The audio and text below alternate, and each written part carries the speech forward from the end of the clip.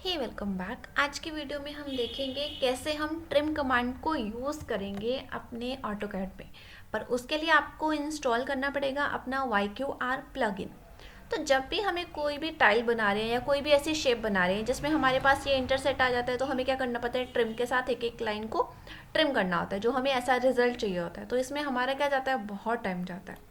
तो आज मैं आपको एक बहुत ही ईजी कमांड बताऊंगी जिसके साथ आप एक क्लिक में सब ये सारा जो इंटरसेट में आ रहा है आप ट्रिम कर सकते हो।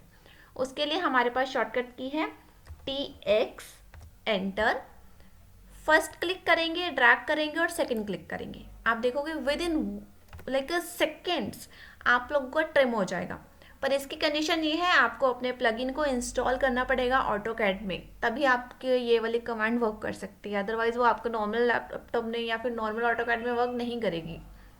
उम्मीद है क्लियर है कि कैसे आपको ट्रिम करना है। शॉर्टकट की है TX। इंस्टॉल कीजिए और ऑटोकैड को एंजॉय कीजिए। Thank you.